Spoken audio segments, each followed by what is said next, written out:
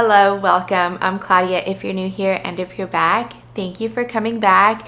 Today I'm finally going to be answering your questions from the question prompt I posted over in the community tab. So this is going to be a Q&A while I pot up some more graduates from my grow rack. So plants that were either propagating, rehabs, or new plants that were in quarantine that are ready to be potted up and join Gen Pop. That's what we're going to be working on today. So I'll show you what all of those plants are while I answer your questions, hopefully in a timely manner. We are in the kitchen today just because I have more countertop space here. Also the sink is just more accessible for like any rinsing of roots or like things like that. So unfortunately we can't escape the like little humming sound because we are running the AC and it's quite noisy, and then also you'll probably hear the refrigerator from time to time.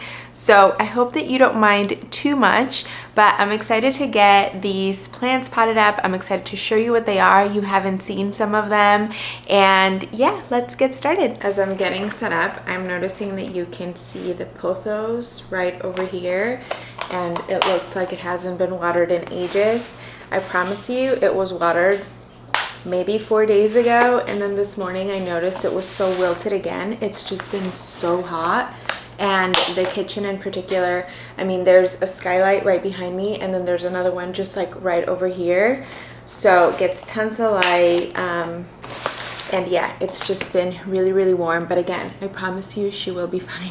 All right, we're gonna start with a bang because I've been dying to show you this plant, and correct me if I'm wrong, but I don't think I've shown you it here. I just showed it on Instagram today, and I think actually I had posted a little sneak peek of it, but it's none other than my Alocasia Venom. I got this, I'll insert a photo of what this looked like when I first got it, but I've had it for a little bit now, and I got it, it was just a single plant. It has now sprouted a baby, which is so exciting, and look at this newest leaf. I was kind of feeling self-conscious that I got it because I did. I got my Alocasia Regal Shields Elbow, my Nobilis Pink, and this one all pretty like close together in time, and I was just feeling self-conscious about how much money I had dropped in such a short amount of time on plants. But I'm really happy that I got her. I actually ended up getting her, I want to say, for just under $200, which was a great deal because it hasn't lost any of its original leaves, I don't think. So it had this leaf, and then actually it did. It lost, was it the newest leaf it was coming with? I'll insert a photo, but it lost one leaf like on arrival. And then it's given me this newest leaf, which is just, wow, chef's kiss. And then it sprouted a corm, which is so exciting. So I was really hesitant to get it because I was just, you know, it's one of those plants that's like super hyped up right now, really popular, really expensive, even though they have come down in price quite a bit. They're still very expensive. But I was also just worried that, like, do they all get silvery like this? Like, is it genetics? I just wasn't sure. I don't think there's enough information about it out there. And I was worried that getting a lesser priced specimen would mean that the quality or that the genetics were compromised, but I can tell you that this is a very reputable source. I'll make sure to link her down below. I found her in a Facebook group actually, but she sells a lot of really rare plants, and yeah, the price I thought was really good. So I transferred her out. I think she came in sphagnum moss. I added her to stratum, and she is more than ready to be transferred. And I'm gonna have to stop yapping so much about the plants and start answering your questions. So I have my computer right over here. I I'm just going to read through them. I think I'm going to be able to get through all of them, so I'm excited to be able to do that. The first question says, I have 6 different single node Lacanosa cuttings rooting in stratum. 3 of them have new growth. When can I move them to pon? I actually got up and got a couple more supplies, but the transition to pon is fairly easy from stratum. However, if they are rooting, I would wait until you have enough roots on each of the cuttings before you transfer. Now, what enough means to different people are different things. Ideally, you have 2 to 4 inches of roots.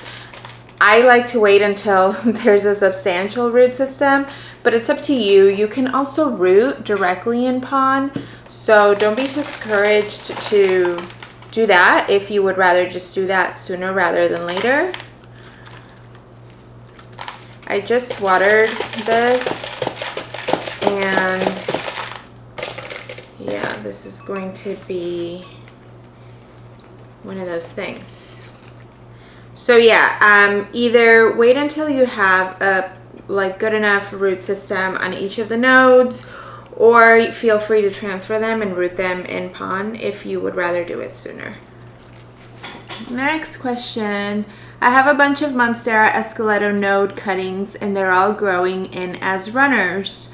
What am I doing wrong? So Monstera esqueleto, growing runners happens for one of two, well, for the most part, one of two things with Monstera esqueleto in particular, but in general, if you're getting runners, it's either missing light, so it wants more light, or it really needs something to climb. I was trying to figure out, it's a tiny little corm that just popped out of her.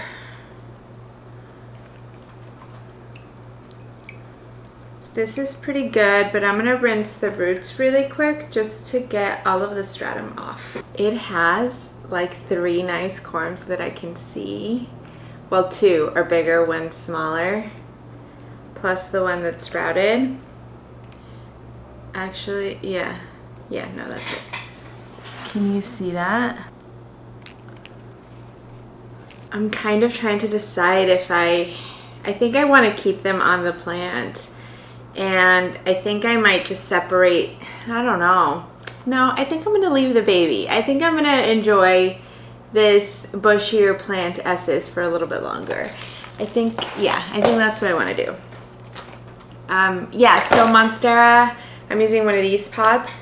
So Monstera esqueleto is growing runners for likely one of 2 reasons. Either it's not getting enough light, or it needs something to climb support. You don't necessarily have to have a moss pole, although if you do moss pole and keep it moist, that would help to help those aerial roots grab onto the moss so that it can more quickly so that it can upsize and grow more quickly. However, a coco coir pole or even a stake should do, or a plank. I've seen people do that in planks. So if it's not staked already, stake it and increase light if you can. Next, we're gonna do my Alocasia longiloba purple, and I don't think I'd shown you this one either. So this is not a baby from my mother plant. I basically panicked when my mother plant bloomed and the next leaf came in super stunted and just green and not nice.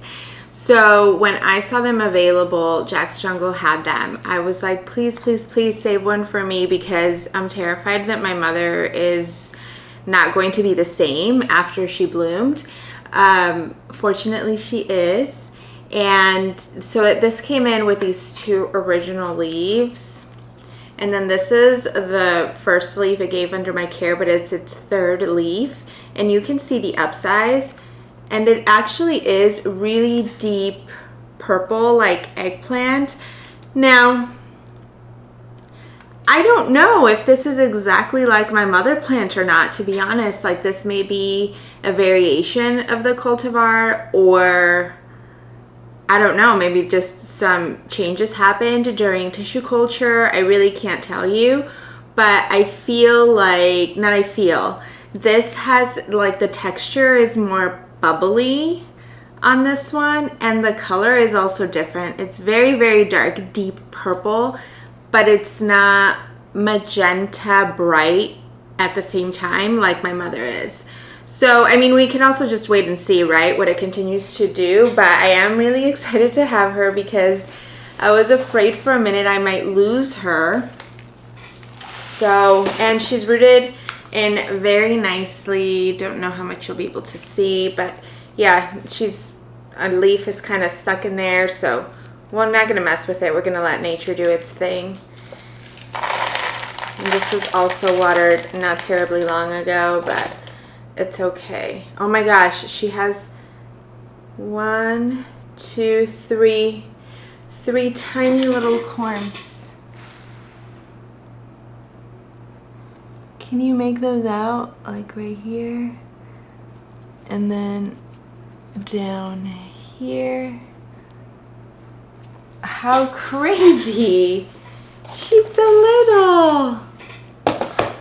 Yeah, so we're just gonna pot her up so that I can get her over in my cabinet in more optimal environment, and yeah, just start kind of appreciating her a little bit more. And then also it'll be interesting to see her next to my original Longiloba purple and see how they differ. Okay, that was easy. I think I'm just gonna do one of these teeny ones because the root system's pretty small. Okay, next question. There are 8 questions within this question, so bear with me. I will try to get to them all. What are all of your wish list plants? Is the first part. That is hard. I don't know what all of my wish list plants. I could tell you some of them. I don't know that I don't know. I may even have to look at my list because I feel like I'm freezing up right now in the moment. I don't know what they are. I do know that I want an Alocasia Maharani elbow. I really would love one of those. I really would love an Anthurium Black Widow. Like, not a cross, just a Black Widow. There is another dot block Anthurium that is like very bright pink. I forget the name, but I would love that. An Anthurium King of Spades, a butterfly. There are a couple of Hoyas on my list that I really want. I don't know their names. I will add, I think I'll insert the list, but there are 2 Hoya that I can think of that I saw like just randomly scrolling on Instagram, and I was like, these are beautiful, and I did a quick search and they were like hundreds of dollars for like the teeniest cutting, which we're not gonna do this year. I would like a Hoya Jasminka, so it's the Polyneura outer variegated elbow that has also like the splashiness in the center. I really do still want a Begonia paulensis and a Begonia white ice. I have failed twice at trying to get both of those plants. This is what she's looking like. She's a cutie. I don't know, I'll insert what I can, or like I'll reference my list and I'll write them down on the screen. Are there any wish list plants that you got and regret getting, either because they are really hard or you not liking them that much at all? For sure. So I've talked about this one before, but Hoya Mathilde Inner Variegated. Yeah, I think she's inner or outer, I don't know. Hoya Mathilde Variegated. I paid so much money for that plant and I resent myself for getting it every day. I have tried to offer it up for sale and no one really wants it. I actually think I resigned myself to, I'm gonna just do a giveaway with it because I can't enjoy the plants. Like, it's nice. I feel like on principle I can't like it because it was so expensive and it's so itty bitty. So Hoya Inner Variegated is one for sure that I think about constantly. And then I have to be honest and say that as of recent, I've been thinking about, oh, this is going to sound really bad, don't judge me, my Alocasia Nobilis Pink. And I guess I don't like regret buying it, but I'm more like, geesh, I didn't have to have this plant. And it's not because it's not beautiful. It's gorgeous. I love it. It's so, so stunning, but it was so expensive and it's kind of a big diva. So I feel like, I don't know, I'm still really early stages with it. I have one leaf. It's only given me one leaf since I got it. But yeah, I guess I'm feeling like I'm not getting as much back as I put in. So those are the two recent ones that I can think of right now. What does your boyfriend or husband think of all your plants? He's super, super supportive. Yeah, I mean, he's very, very supportive. He's always been that way with anything that I get into. He helps, like, encourages my obsession with plants and helps, you know, whenever I need the help, whether it's like, I'm like, can you please hang that grow light, or I want to install the shelf or whatever. He's very, very supportive. Okay, I'll show you. This is the Anthurium Fairchild that I unboxed with you from NSC Tropicals. It's given me this new leaf and I'm so, so excited about it. So yeah, and I can see healthy new roots growing, so she's ready. Any future plans for your plant room? Well, I just did the whole like kind of facelift makeover of it very recently, so I don't have anything huge planned for now. I do want to make some tweaks. Like I mentioned, I want to change the console to something that's just more efficient for my space, that like can better hold and house plants, as well as maybe like, you know, a bin with like additional desk stuff that don't fit on my desk. So I've been looking and sourcing for something like that. I do want to change my desk chair to something that's not so bulky. My desk chair is really bulky and it comes out quite a bit, and it's not like super comfortable either, so it's not like, I don't know, there's no reason to like keep holding on to it per se. But otherwise, I think that is it for now. I'm excited to continue styling the shelves above my Mills Bow Wide cabinet, and yeah, just enjoying the space for now. How do you import plants? So I've done this a couple of times. I'm looking at the pots I have available and what I want to put this in. I think I might do one of these little ones for now. I would prefer that it was clear inner pot, but that's okay. It'll work. How do you import plants?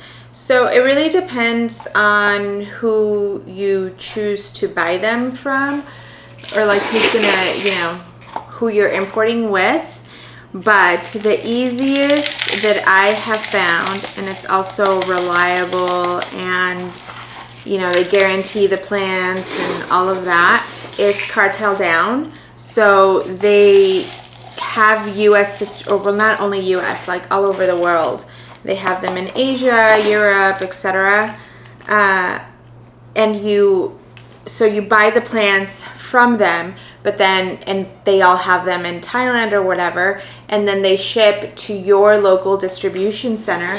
And then, so for you, they only ship from your local distribution center. So you don't have to worry about import permits or, you know, dealing with like customs or anything like that. I've imported before where like they come directly from Thailand and they did get stuck at customs for, it's not agricultural check, whatever, for like a whole week. And fortunately, most of the plants made it okay, but yeah, it's definitely Actually, I don't think they did. I think some of them like arrived rotted. But the point is, importing with someone that has local distribution is just safer and more reliable, and that's what I would recommend that you do.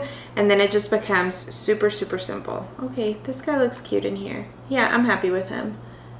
I can't wait to get those big leaves on this. What are your thoughts on having more than one plant in one pot? I think as long as they require the same care, like the same light and the same watering, most importantly, then you're fine if you like the look. I personally don't think I love the look of in one pot to have multiple plants, but maybe I would, like outside I don't mind that, but inside I would rather have them separate. I have a Monstera at Adansonii that is just beautiful, but it's growing so much. What can I do to keep the big leaves but a bushy pot? So you can propagate, like all the top cuttings, propagate those and make sure that they have stakes or, you know, some sort of support as they continue to grow. The first leaf after the chop might not be quite as big, but it'll still, as long as it has support, it'll continue to upsize, and then add those cuttings back into the pot so that it's bushy and large. And yeah, that's what I would do. Next, we are doing this Legend by Carla Blacquier. So this is the Zara Michelle by Carla, and I opened this with you, pretty sure. So he's nice. I don't think I've gotten a new leaf yet, but I can see some roots and it should be fine and ready to be moved. And if not, then we'll just pop it back in here, I guess. Next question. She said, P.S. I love your videos and your dogs. Thank you so much. Hi Claudia, new follower here. I binge watched your channel. How's your Alocasia longiloba purple doing? I just bought one baby starter, but hopefully I get as big as yours as you did it. I would love to buy a corm from you too. Alocasia watsoniana velvet, beautiful. Love your videos and your dogs. Thank you so much and welcome. So my original longiloba purple is doing great. I'll insert some footage so that you can see. Fortunately, I'm so happy to see that she bounced back after the bloom. She looked so bad. I was really scared. Okay, yeah, these roots look good. And I don't usually, or actually I don't think I've ever sold corms. I did do a corm trade recently that I filmed what I got for the corm, but I don't feel comfortable selling corms because especially, yeah, I just don't feel comfortable selling corms. What if they don't sprout, or, and you know, it can happen, like we could both do everything right and like they just don't sprout, or I don't know. I just feel like I don't feel ethically right selling corms, so I'd rather wait until they sprout. But if I ever do have plants available, I do let you know here on YouTube and on Instagram, and I usually just either post them on the stories, or this last time I had an excess of them, I did host a live sale over on Palm Street, but yeah, I don't have any right now. So now I have to think about where I want to put this guy. I don't know that I want him in another one of these little pots. Yeah, I think it'll be fine for now. What I found with these little pots, I do really like them. I think that they're such a cute size, and I love that they have the water gauge. But what I found was that they were still getting the algae underneath, even though the cache pot is all solid. So that was annoying to me. But they are cute.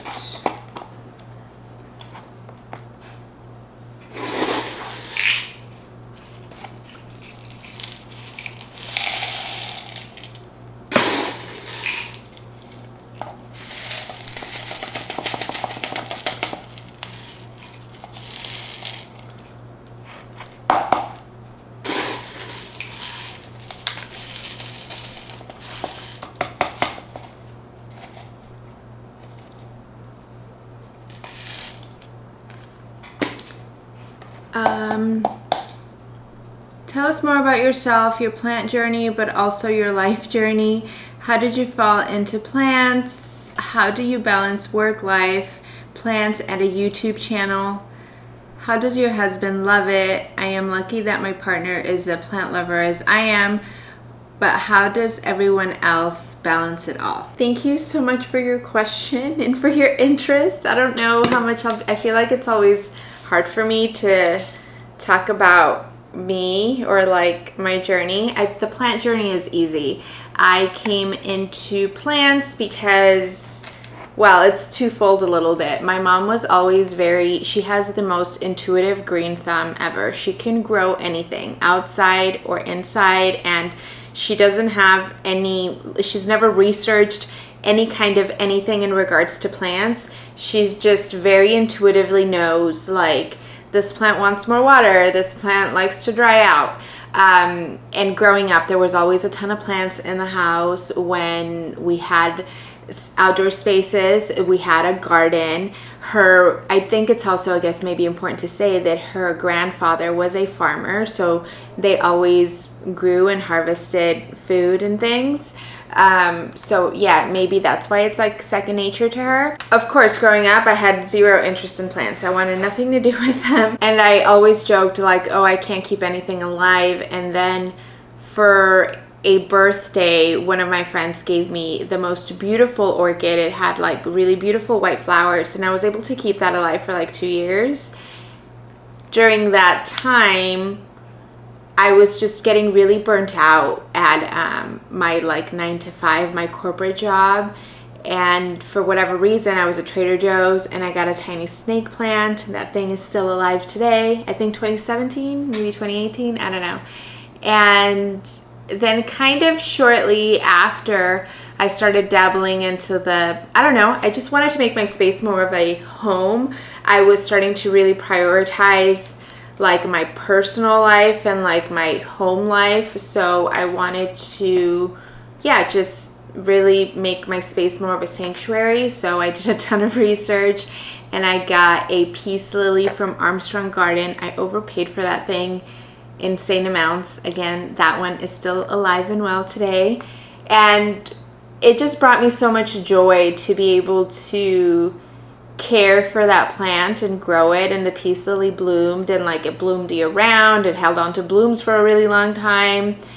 And then my mom started sharing all of her most of her plants with me, if not all. And then, you know, shortly after, when like 2020 came and we were stuck at home for a long time, then it really snowballed a lot more from there. But before then, I had a pretty nice collection going. I got my first fiddly fig, I think, like 6 months after my first plant, and it was a gift.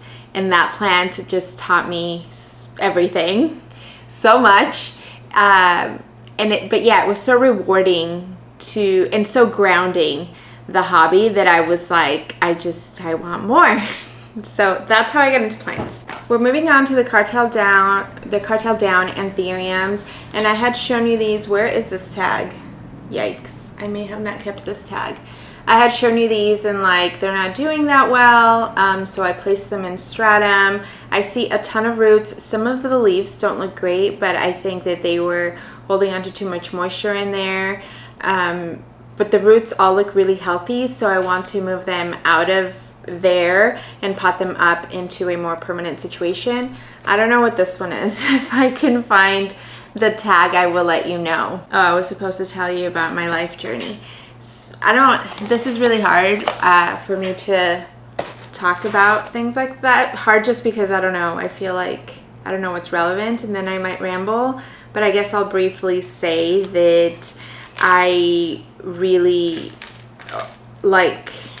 I thought success was measured by like the big corporate job and the promotion, and I did that for many, many years. Like out of college, I got a corporate job and I worked in fashion for a very, very long time. I was pretty high up in the ladder at the last company that I was in.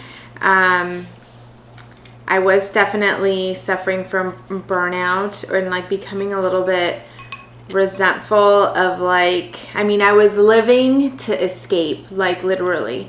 I had a good job, a good salary. I loved the people that I worked with, but I had no personal life and no energy for it. Eventually, or like around, I think it was 2019, the office, it was an international company and the US office was closing. So I just took it as a sign to take some time to like regroup and think about what I might want to do next. And then obviously we know that COVID happened. So that just transferred into a lot longer time.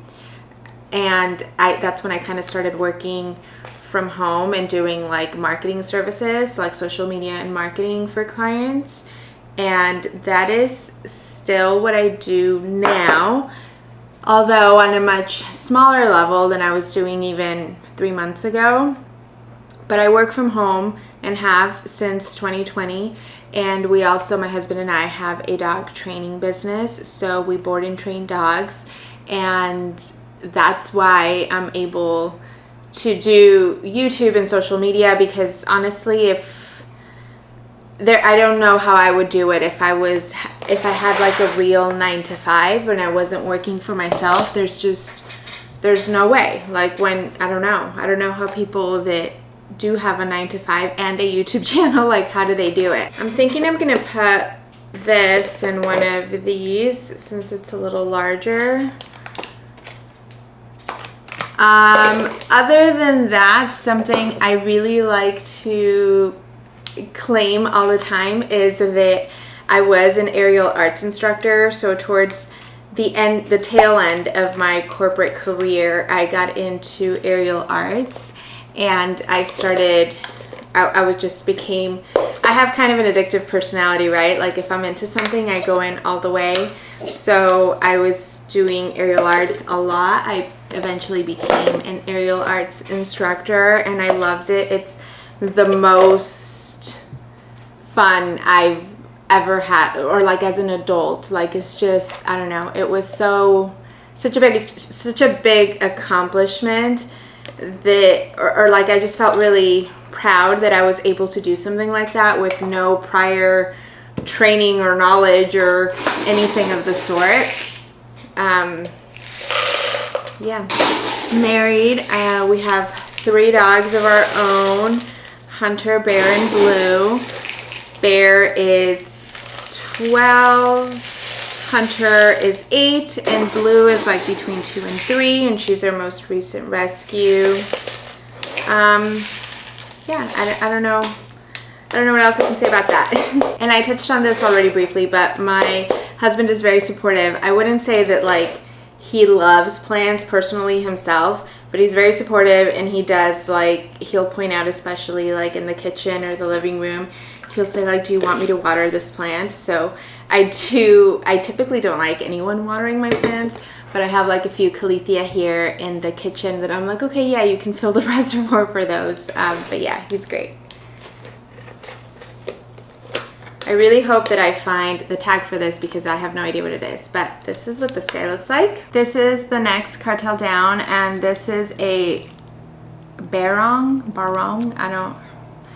that's what this is. The next question, what do you do for Alocasia dormancy? I don't do anything. I let them, if they're not growing, I kind of just let it be. Usually if they are dormant, then they require less watering, but I mean, I don't water on any kind of schedule, so I rely on like the plant to give me cues, or if they're in self-watering, I'll look at the reservoir sort of thing. So I just let them be. If I was trying to sort of wake it up, I might increase light or up the nutrient dosage, but I always have just allowed it to do its thing, and then when it's ready, hopefully they do come back eventually. But yeah, that's what I do. What do you recommend for pest control? Also, what's in your nutrient water? Do you adjust the pH? I do not adjust the pH at all. I guess if I was having like a reoccurring issue with a plant where I had tried everything and it was still just really unhappy, I might consider trying the pH, but since overall all of my plants do pretty well, I assume that my pH is stable or like, you know, good for them. So that's not something that I do, and honestly not something that I'm super interested in getting into. It's just like another thing. I'll insert what's in my nutrient-rich cocktail here, and I always link it down in my description below in case you're interested. But basically, I do silica first, wait about 15 to 20 minutes, and then I add Foliage Pro, and then I add the Bug Hut biologicals that are just like enhancers and like better help the plant and roots take up the fertilizer and use up the nutrients. And then I'll do the fungus gnat unaliving drops. And I know that you can do like fungus gnat, like the dunks or, you know, any version of that, and that's fine. I just find the drops to be easiest, and when I'm already doing so much, that's just what works for me. Oh, and for pest control, I do a DIY pest repellent. That is what I'm spraying my plants almost every watering during the season. Honestly, I was being hopeful and saying like, oh, maybe like once a month I'll do it or something, but at this point with, I don't know, just being like pest season, I'm doing it almost every watering. And if I do have pests, it's usually spider mites. It just depends on what plant has them and how much of an infestation it is. If it's a huge infestation like I had it, or like reoccurring in my Millsbo wide cabinet, then Azamax is amazing, and it's a miticide, insecticide, and a something else, but it works on disturbing the life cycle of the bugs, and I have found it to be very, very effective. So I would highly recommend to have Azamax on hand for when you need, but otherwise Perfect Plantista is amazing. It works on contact. You just need to be like really consistent and thorough, and with any pest treatment, honestly.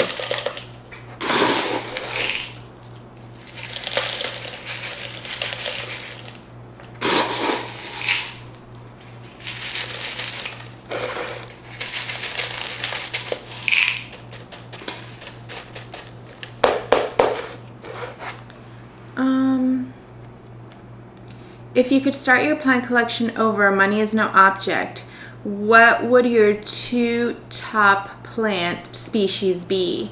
Like Hoya succulents, etc., and why? Absolutely Monstera, like without a doubt. Monstera deliciosa in most of its forms. I say most because Oria and I have a love-hate situation happening. This is the Sky Anthurium Barone. I'll add the tag back in. Monstera for sure, and then I think that the second one would be Alocasia. Like there's just, as much as I feel like I tried to fight it for a long time and not loving Alocasias as much, or like I didn't even buy Alocasias for a very long time, Alocasias are beautiful, and there's so much to choose from in all price points that, yeah, I think it would be those 2. This one doesn't look so good, but I promise the roots look really healthy. So again, I think we just need to get it out of there. And this is a Viper, which I forget what the cross is, but I looked it up and it looks really cool. I'd like to know what you do for a living. Thank you. I touched on this briefly. So I do marketing and social media services for some clients, and then we have a dog training business. I adore your channel. Thank you so much. My question is not plant related, but please tell us what hair products you use. Your hair is so shiny and gorgeous, and I always want to see your Regal Shield's Albo. How is she doing? Where do you keep her? And do you have any corms yet? Okay, the Regal Shield's Albo, I'll answer first. I just did a video. I hope that you watched it. If not, I will link it. But I repotted her. She did have corms, and 2 2 of them are being set up, and then I traded the 3rd one for some other plants. So I will link that video. She's doing good, and I feel like she's a very vigorous grower. And as far as hair products, thank you so much. I feel really lucky with my hair. I will say hair texture, even though like I could never leave it in its like just natural state because it's very, very frizzy, but it's also very tameable. Like I really only wash my hair once or twice a week. I only style it once, like whenever I wash it, and then it just kind of holds until I wash it again. So I feel very lucky in that regard. I will, for the most part, I use, I'll do a clarifying shampoo like once a month-ish, usually the Way clarifying shampoo. And then I recently, I mean, I was happy with the shampoo I was using before, but I recently, my niece started working at Cosmoprof, so all about beauty stuff and whatever, and she recommended this one shampoo and conditioner, and it's like, I really love it. It takes like all the frizz out of my hair. It's so shiny. So I'll add it on the screen so you can see what it is. But thank you, that's very nice. I feel so silly adding this Anthurium that clearly has 2 very sickly looking leaves into this pot, but the roots are vigorous. Look at these roots. I love your channel, thank you. It's so upbeat, positive, and full of information. I know you used primarily pon, and I think you use lechuza and Calyrox pon, but do you also make your own? I see a lot about chunky pon, and I'm curious if you made a chunky version. Thank you so much for your content. Thank you so much for spending your time with me. It really just like, I don't know, it really keeps me going to know that you enjoy it and that you like watching it, and thank you to know that I could be uplifting in any way, or like, I don't know. Thank you so much for that. So I have made my own pon before, and it's probably like the consistency of Calyrox pon, like that kind of chunkiness, so not chunkier than that.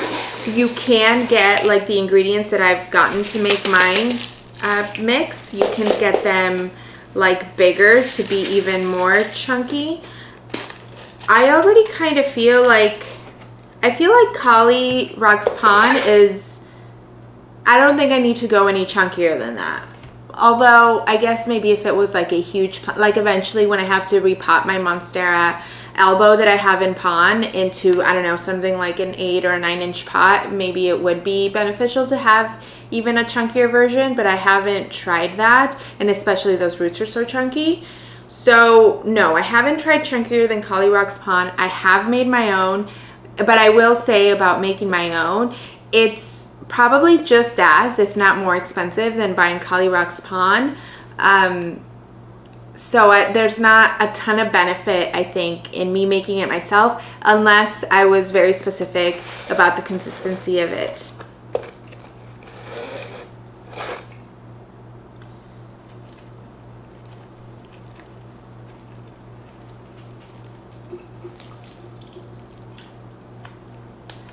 I'm gonna need to get more water, and I'm debating whether I should just remove this one too. But this is the newest leaf, and it looks okay. The roots look really nice though, so it's promising. Although, oh, here we go. The tag. This is a Viper. I don't know if I'll ever, maybe once they're bigger and I can see more clear characteristics, I'll know like, oh yeah, that's the Viper. But otherwise, like, I don't know if I'll ever really know. They're so similar. I think I only pulled like 10 pots. 1, 2, 3, 4, 5, 6, 7, 8, 9, 10, 11 pots. And there's definitely more than 11 plants that could use repotting. But I have 1, 2, 3, 4 left. So that's what we're gonna do. This is an Alocasia Ninja elbow, and it's one of the babies from my mother plant. My mother plant struggled after it bloomed. I don't know what happened. Or the spider mite treatment. I don't know, but it's trying to regrow right now. And this corm, I had actually placed it for sale over on the Palm Street sale I had, and someone bid it and bought it, and I only had 2 available, and people really wanted it. And then the next day, the person was like, oh, my son bought it by mistake. Can you please refund? Which, you know, I was bummed at the time, but now I'm glad that I have it because the mother is having issues. Here's another question, it has a couple parts to it. What are your favorite plant stores to purchase from online? Also, thank you for introducing me to Jack's Jungle. They're amazing. Well, Jack's Jungle is probably my favorite place to purchase online from, mainly on Palm Street, but I've also done like, I'll message them privately and I'll say this is what I'm looking for, and they'll send me, you know, they'll send me what they have or what have you. Jack's Jungle is definitely a very high one up there. I also like, I've bought a couple plants from the Rare Plant Fairy, and she has, I mean, they just have like really beautiful plants, but I feel like you really need to wait for them to offer a good deal on their plants because they can be very expensive. I like to browse Etsy, but I'm a little hesitant, I have to be honest. Like, I really wait and make sure that, I don't know, I'm really willing to take the risk on Etsy. But a couple of other online plant sellers are Plants Choto. I love his plants. He has beautiful Anthurium, Alocasia, I mean everything. Plants Choto is great. I don't know why I'm freezing up on where I buy plants from. Anthurium's, the leafy plant shop, I've bought only 2 plants from them, but I've been really, really happy with them. So check them out. They do sales on Instagram and over on Palm Street.